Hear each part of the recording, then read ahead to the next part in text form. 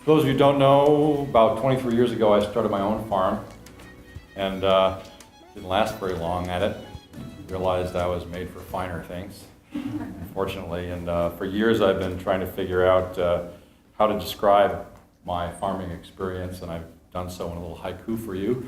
It goes like this: bought an old farmall, used it once to cut some hay, baler broke first pass. It's a true story.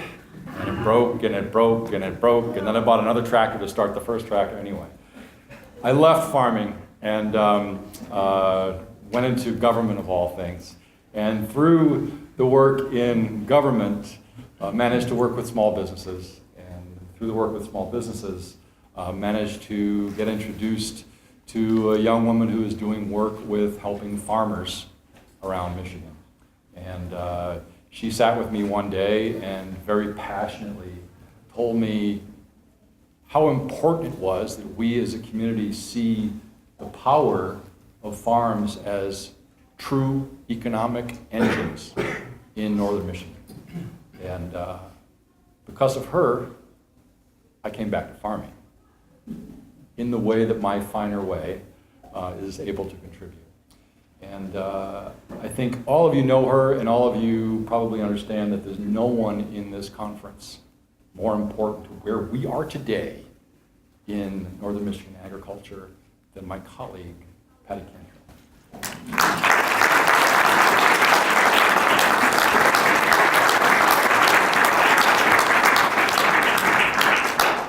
Wow, thank you, Bill. And it's great to be here with John, especially because go way back in agriculture and Missouri. And that's a wonderful way. I spent many years up here in northern Michigan, but I recently moved home to southwest Missouri.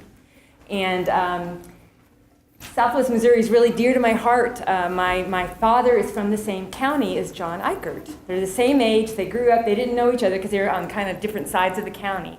But when I was a kid in the 70s, when he was off, to college and teaching about industrial agriculture and things, I was a little kid, and we already knew that Wader was the best swimming hole. There was a lot of creeks, including Cantrell Creek. Cantrell Creek, my family's all settled in this area, and we would go swimming there, but we always wanted to go to Raider. And I remember, come on, Grandpa, take us to Raider, take us to Raider. And so Raider was a little too far for him, so he drove around a few roads, and then took us to Cantrell Creek, and we're like, this ain't Raider! We were very upset. But anyway, but then, my family lived in Kansas and Colorado. My dad kind of traveled around, and then when I was in junior high, he moved back to the area. And that's when I realized a lot of things. Like all of a sudden, first I was the new kid in big towns a lot. I just wasn't connected. But all of a sudden, I was related to half of the phone book. Really, seriously, Cantrells. And there were the brown-eyed Cantrells and the blue-eyed Cantrells. and then sometimes when you talk to people and you told them you were a Cantrell, their eyes would raise up, because we have a few moonshiners too. That's been part of my passion, because when I went off to college, to University of Missouri, where John Eichert was, I met him later on, but studying economics, they didn't really value what I grew up experiencing, because my dad, he had some cattle on the farm, and he was a truck driver, but he had a mechanic's garage in Marshfield, Missouri, the seat of Webster County. And that was like Raider's store, a crossroads of the community. Everybody hung out at Cantrell's garage, and told stories and helped each other out and picked each other up when they were, stranded somewhere. And when Carl Pittman went fishing, everybody stopped to cook fish, right? Or when Christmas time came, you could get a good drink at Cantrell Garage before the... So anyway, I grew up seeing that there's these relationships still existed, and they do. We were all familiar with them, and I think that's why we're here, because we recognize in those relationships a quality of connection and happiness that tells us what we're doing in local and regional food matters. There's something about it that calls to us. And I am reminded of it again in my new home in Southwest Missouri, I've hooked up with my fiance, John Garrison, whose family also came to the Ozarks way back when, like his great-great-grandparents, like my great-great-grandparents, moved there from Tennessee, and their great-grandparents moved there from Scotland and Ireland, and it was just this whole migration. And one of the prized possessions in our home now is this, Bill, what happened? Hit 4, B. Should be up. What happened there? I think the All right. Technology development. Well, anyway, one of the prized possessions, you'll see it up here in a moment, is a scale, a 100-year-old scale from the store that John's grandpa ran. So like Rader's store, they ran the Corbin store. And like Rader and like Youngtown, close to where my dad lived, the store was the center of economic life. And that's where the crossroads of things going on went. And I think the scale for us is not so much a nostalgia of a time gone by. And this is kind of the point of what I want to talk about. It's not about going back or nostalgia. It's about living memory of the love, togetherness, and happiness that we're always reminded of and as we reconnect in our local and regional food economies. And so here's the scale. And so the scale, for me, it represents that closeness and the quality of relationships that we find in local economies that existed, but that we're also building today. We know it when we see it. We know it when we have that kind of interaction with people. We know it when we walk into a small independent bookstore or hardware store. Even if there's dust on the shelves, there's an alive feeling. You know, people have a bit of an investment in you and each other. And it's different, I feel, and I hear other people say they have more of a kind of a dead feeling when you go into the huge big box hardware store. It doesn't have that connectivity. And so I believe that this living memory is much like an old growth forest. You know, if a fire goes through a forest, a flood, or even chainsaws, it's hardwired to return to old growth. It is hardwired to rebuild and recover from that disturbance. And I believe that connectivity, that love and that reminder, that living memory is what is helping us now recover from industrial agriculture. And that's what we're experiencing. And I want to talk a little bit about how this, and what they call it is ecological memory. The biologists, and there's a whole discipline called biomimicry, that talks about ecological memory and how it is how we are hardwired to recover from disturbance. So I want to talk about that, and I want to talk about how specific, how we see that happening in Southwest Missouri, and I think you'll see a lot of commonality with what you're seeing in your communities because it's happening everywhere. And then finally, what that then helps us see in terms of decisions we have to make into the future, in terms of how we direct our resources and what John's talking about. Once we see this, now we need to really make those decisions to bust through to the other side. So I wanted to also show you, this is John's dad, Stan, back in 1929 at the Corbin store, and those are some brothers and sisters, and Grandpa back there cranking the ice cream machine. And John just told me too, and talk about the relationships. Grandpa, he would always, give people IOUs, and that's the type of thing you do at a country store, right? You go, okay, you can pay me later. And Grandma didn't really like it, but he said, oh, they'll pay us, it'll work out. And when they tore down the store, whenever that was, they found 5 cigar boxes full of IOUs. So I guess they made a living somehow, but there was some, some reciprocity going on in their community. So let's see. How does eco-memory work? Well, in the biomimicry world, they talk about how we can learn from nature because nature has learned to deal with life's operating principles. Operating principles include the cycles, like night and day. You can't get away from the fact that there's going to be night and day. You can't get away from the fact that there's going to be seasons. And you can't get away from the fact that they call it, a great word, dynamic non-equilibrium. That means things will change. They will always change. You don't know when it's going to change, but things will always change. And if we ignore that, we're going to be in trouble. But if you imagine a bowl, and if you put something in it, it's always going to roll to the bottom in a bowl. But the thing is, in nature, the bowl's always moving because things are always going to change. And nature has somehow figured out a way to make us like marbles. We always find a way to adjust to those changes. And that's the recovery from disturbances that you see in nature. And in our industrial system, we've kind of decided that there should be edges, and we kind of ignore that principle, and that's why we get that problem of maybe a tipping point eventually shoving us out of the bowl. And that's why we are responding in a very organic, internal way to develop resilience in our local food economy and in other aspects of our community. Sustainability is much broader than our local food system. We're all looking at how we can build resilience. And some of the three main principles of resilience that you see in nature are building diversity into your system. You have more than one place to get food, and if you lose one, you've got other types of food. And redundancy, there's more than one place where you can get it, more than one farmer that you can buy from. And decentralization, it's not all in one place. Diversity, redundancy, and decentralization help you make sure that you've got lots of different sources of food, lots of different places, and opportunities with that. That's what's happening in our food system. We've kind of built, concentrated all of our resources into the big global food system. And so if anything happens there, it's very centralized. We're in trouble. If a virus takes off, those are the types of conversations we're having about having to build resilience into our food system.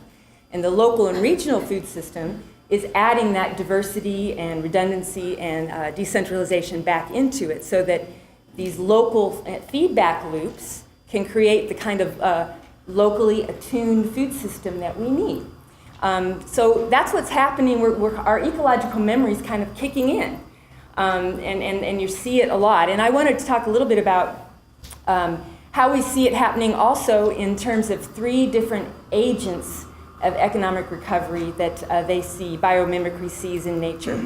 And one is, and I'm going to read how they describe this.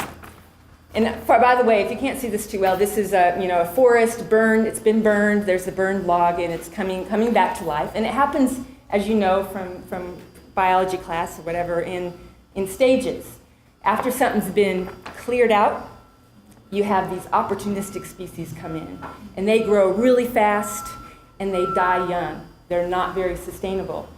Their seeds won't even grow in shadow. They have to colonize new ground to grow. Is everybody familiar with that? Well, that is like industrial agriculture. Fossil fuel is kind of like the big disturbance that cleared out a lot of room, and industrial agriculture went like wildfire to take off and disrupted a lot of the systems that we had. But the next stage always comes in, and that's the shrubs and things that start growing even in the shadows of the first opportunistic species that start dying. And then the third system would be an old growth forest that has a lot more of that diversity and interconnection of parts and resources. So what I want to get into now is how we see this happening on the ground beyond the diversity and decentralization. You have these three main agents happening, and one is biological legacies, are species, patterns, or structures that persist within a disturbed area and act as sources of ecosystem recovery. Large living and dead trees or tree clusters that provide seeds and buried rhizomes and roots. Well, I bet you can name some of these biological legacies in our community food systems right now. One is, actually here I want to just show you, that's kind of a recovering system and how they all work together. These legacies that stayed there, the seeds, and then the birds that distribute them, the mobile links, and then places where they can grow. But in our systems now, that's kind of a system coming together. Old timers are part of those biological legacies, right? They're people that haven't stopped cooking their own food or growing their own garden. And this is an old timer from around Oregon County, Missouri. And it's a very disrupted rural community. No longer is farming very viable there. But the people left there have decided, why are we going to go to the store and buy a bunch of food that's trucked in from everywhere and wilted lettuce when we know how to do it ourselves? And there's people like this woman who know how to do it. They've created a food an artisans co-op that has a storefront in this little dying town, but it's coming back to life because of the new people working with the old timers. And they have a community kitchen and all kinds of things there. And so that's probably a familiar model because this is happening in a lot of places. The old timers and some new people coming together to bring that knowledge out. Another one of the biological legacies in our recovering system, and this is again from Southwest Missouri, but it should be recognizable, is the value of the Amish people that have stayed around and continued to grow food in a way that a lot of people have left behind. And not that that's the system we may want, but they're there right now, and they are selling food in local stores. Like a few miles from our house, there's an Amish store where we can go to, and more people are going to it because they want that fresh produce and those products. And these farmers are producing a lot of local food for markets that are now looking for local food. And you've probably heard about how supply hasn't caught up with demand. Well, thankfully, the Amish farmers are there, and they've got some supply, and they're helping to grow the market that other farmers are getting into as well. And you've probably heard about produce auctions. Amish will bring their stuff to the produce auction, and it's places where restaurants and others are going to buy fresh produce. And we've got 2 of them in a short drive from our house. It's starting to happen in our area. And this little star where there's a produce auction in Seymour is partly the reason why between Springfield and Mansfield, it's about an hour drive, they call it the Highway 60 corridor. There's Amish and local old timers, and there's more and more of the farmers starting to come up and build the local food system. So the next agent of this ecological recovery are what they call mobile links, and you saw that on the slide there earlier. And these are organisms that move between habitats after disturbance, such as pollination, seed dispersal, nutrient translocation.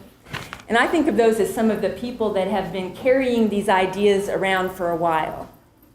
And in the Southwest Missouri, where we're from, you see it in, for example, the Ozarks Area Community Congress, all the back to the land people that moved, a lot of them from Michigan down to Southwest Missouri for cheap land in the 70s. And they've been hanging out, doing organic agriculture, and also having this festival every year, and teaching a lot of kids and a lot of people about healthy food and growing things in a new way, and kind of keeping those ideas alive and learning from the old timers. And so this is from last year's conference, 35th Ozark Area Community Congress. And the guy who started it, Davey Henke, some of you know him. He hangs out here in northern Michigan some with some of the organizations here. And then Stan Slaughter, he's a musician, and he writes about vermicomposting and sings songs to kids. And then the kids, there's several generations that have grown up here. And John and I were there singing last fall. That was a lot of fun. Another mobile link, people that are seeding new ideas and carrying them around, and you're, again, familiar to you probably, are people like Curtis Millsap, and I'm sorry for the picture, but he's one of the first, and we only have a couple, CSA farms in Southwest Missouri. And so he read a book by, who's the guy up in the northeast part, he started doing some of that first, Elliot Coleman. So he's young, he's feeling like this makes sense to him. He reads Elliot Coleman. He's called to do this, again, by this feeling of love and connection and something that matters to him. And he's now the first CSA farmer, and he's doing what a lot of you are doing or you hear about, and that is interns are coming to the farm, and about 10 of them have gone on to start their own farms in the area. So I think I'm just amazed at some of the parallels between this ecological memory and our own recovery on the ground. And so the third one is called support areas. And again, I'm going from the biomimicry to what's going on the ground in our human ecological memory. And the support areas just refer to landscape patches or habitats that maintain viable populations of these mobile links, people that can start something and grow it. And so in Missouri, Southwest Missouri, the farming there looks a lot different than in northern Missouri, where it's more like Iowa, flatter. So it's more of the combine and big agriculture. And that took hold more there because they had flat land and better soil. And we've always had marginal land in the Ozarks. So that's where people have stayed farming a little bit. Even though it was tougher, we have also cheaper land. And so this is a good example of this couple from the east. They came to the Ozarks to buy cheaper land to farm. And so they were a little harder scrabble, but now they've been growing vegetables, and now their tomatoes and some of the neighboring farms, they've farmed a co-op, and they're selling to the grocery stores and getting into wholesale. So this marginal land that we have is a great asset in a way in terms of our recovery of our community food system. And another big thing is we have always, as John said, had dairies and more beef cattle farms because there's a lot of pasture there in our area. And so I used to be a reporter at the newspaper in Springfield, Missouri, and I was amazed that Southwest Missouri is like the leading producer of feeder calves in the nation. It's because all these little people who may be truck drivers like my dad ended up being, they all still have 40 acres and they raise some calves. And they end up selling them to the big markets, but more and more of them, because that small livestock economy has persisted, now they're doing more of the pastured rotational stuff that John's brother's done. We have quite a few state-inspected meat processing plants, and it's kind of a hubbub of local pastured sort of meat starting up there. And that, as a support area, these are the ways that the system is recovering because we have those assets. And driving the whole thing, though, is this why do those things grow? Is because people are choosing, again, that feeling of togetherness and happiness that they know is right for them. And that scale that I brought up and the stories we've told about the communities, those relationships, that's the deciding factor a lot in trying to take on and do something that may not make sense in the bigger economic world, but the system is recovering again. And I think when we think of it in this way, we can step back from looking at the individual operation and all these different things and see that there is a forest for the trees and really appreciate a lot of the recovery that's happening in Southwest Missouri, but also in your communities, recovering from that big disturbance of industrial agriculture. I also think it helps us see that it's not about going backwards or choosing one system over another. It's always about heading to the old growth, deep sustainability that John was talking about. It's about recovering completely as a robust, loving community on so many ways. And so the thing is, as biomimicry talks about, this change is always happening. There's disturbance and recovery happening all the time. But there is that living memory of what makes us happy, and that's solid relationships and that reciprocity that keeps us choosing something else. Even if we've ended up choosing something for a while, we know that it's not right for us and we come back to that. And again, it's not going back, it's going forward, and it's returning to home is how I feel about it. And the final thing is that if you think about it that way, then we realize that the economic paradigm that we're struggling with, that we hear about, is actually the paradigm of that opportunistic species that came in, industrial agriculture. Those are the rules that it lived by. But if we think about going forward, we have different values and different rules that we can start talking about and shift out of this paradigm into a new one. Because as a type 2 species, replacing that opportunistic species, this mad growth of agriculture that we've seen in that form, then we have different values and different operating rules than the paradigm that we've been in. So for me, I just wanted to offer that this ecological recovery and the heart of that driven by love is always at work, and it really helps us see that a lot of those things that we struggle with are kind of false concepts, and we're ready to move on from. But at the same time, and I'll end with this, it's still challenging because it's so overwhelming, so many things that we have to do and move to. But I think, again, we're always in recovery, so whatever we do is valuable and has merit, and we should feel good about that. There's an Ozark Mountain Daredevil song that came to my mind when we were talking about coming here today. You ever heard of the Ozark Mountain Daredevils? Great band. Well, they have a song. I think it's appropriate for this because you never know if you're going to get there, but it's always about choosing what's right right now, what makes sense. And the chorus of that song goes, where'd it go? Oh, it's in here.